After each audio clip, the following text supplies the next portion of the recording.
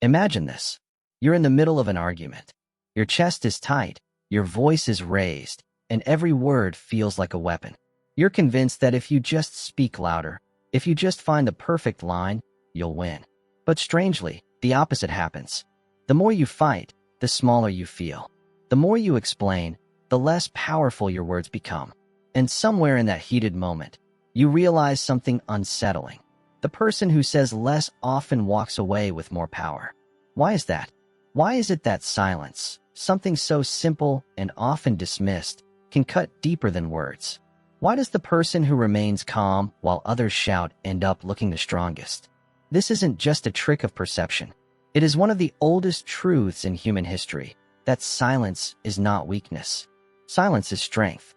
For centuries, philosophers, warriors, leaders, and thinkers have discovered that the loudest voice rarely wins the real battle.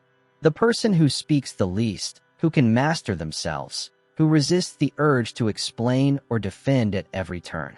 That person carries an invisible weight that others cannot match.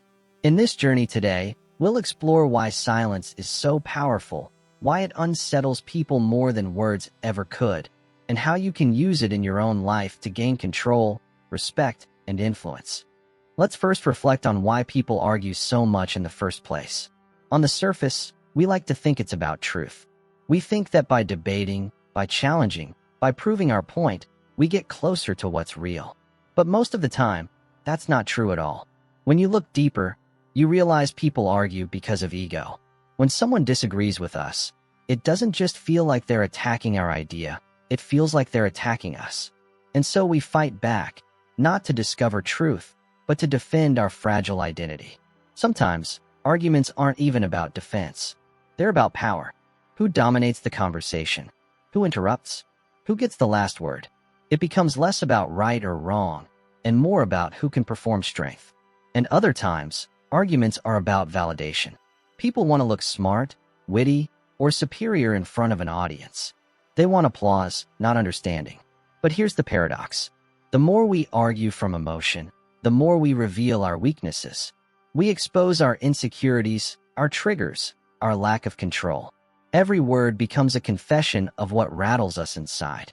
Meanwhile, the one who stays silent, who doesn't take the bait, who lets the storm pass without reacting, that person suddenly seems unshakable. Silence in these moments is not passive. It is control, and control is power. This idea was understood deeply by the Stoics. Epictetus taught that true freedom comes not from controlling others, but from mastering your own reactions. In Buddhist philosophy, silence is not emptiness but clarity, a way to escape the illusions woven by words. Even Nietzsche, often misunderstood, recognized that the one who reacts blindly is always weaker than the one who holds back. Silence, then, is not absence. It is presence. Psychology today confirms what ancient philosophers knew. People don't argue rationally, they argue emotionally. Cognitive biases like confirmation bias make us cling to our opinions no matter what evidence is shown. The backfire effect makes us dig deeper into our beliefs when challenged. And the Dunning-Kruger effect makes the least knowledgeable among us the most confident.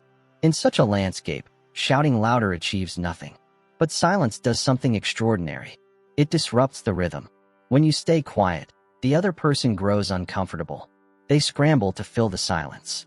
They reveal more than they planned. They expose themselves without realizing it.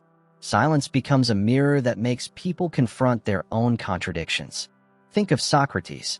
He didn't shout at people to prove them wrong. He asked simple, patient questions. A man might claim to know everything about justice, and Socrates would calmly ask, "What is justice?" With each answer, he would ask another question until the man's logic unraveled by itself. Socrates didn't destroy people with aggression, he let them destroy themselves. Or think of Leonardo da Vinci, who found more truth in observing quietly than in debating loudly. He noticed gestures, hesitations, pauses, details that revealed more about a person than their words ever could. Then there's Miyamoto Musashi, the undefeated samurai. He often won duels before the first strike, not with his sword, but with silence. He would arrive late, calm, collected, while his opponent seethed with frustration. By the time the fight began, the enemy was already broken inside. Musashi's silence was not retreat, it was warfare. And this pattern didn't end with ancient history. We see the power of silence all around us, even today. Elon Musk is famous for his long pauses in negotiations. When others expect a quick reply, he waits. The silence becomes unbearable, and people rush to speak, often revealing more than they should. Gandhi fought an empire not with violence or shouting, but with restraint. His hunger strikes, his silent marches, his refusal to retaliate. These acts created a moral tension so great that the British Empire couldn't ignore him. Warren Buffett, one of the most successful investors in history, listens far more than he speaks. He lets others talk themselves into corners before making one decisive statement that shifts billions. And Nelson Mandela, during 27 years in prison, used silence not as surrender, but as strength. By not breaking, not reacting with bitterness, he turned his restraint into a force that inspired millions. What all these examples show is that silence works because it shifts the balance. It creates mystery. People start to wonder, what are they thinking? It shifts control. When you don't react, you set the pace. It exposes others. The more they speak, the more they reveal their weaknesses. And it builds presence. When you finally do speak after a long pause, your words land with far more weight. This is not just theory. It's something you can apply every single day. The next time you're pulled into an argument, pause. Instead of firing back immediately, let silence do the work. The storm will lose momentum. The aggressor may even feel embarrassed by their own outburst. In business, after you make an offer, resist the urge to keep talking. Let silence pressure the other side to respond. In friendships and relationships, silence can be respect. When someone opens their heart to you, listening fully without interruption is far more powerful than rushing to give advice. And in your own personal growth, silence is medicine. Taking time each day to disconnect from the noise, to walk without your phone, to sit in stillness. This clears the mind and sharpens the spirit. Of course, silence must be balanced. Too much of it, and you risk becoming invisible. Too little of it, and you waste your words. The true art lies in timing. Socrates asked questions at the right moment. Gandhi withheld words until silence became louder than speech. Buffett speaks rarely, but when he does, markets listen. The goal isn't to be silent always. The goal is to make your silence meaningful and your words unforgettable. So here's the challenge.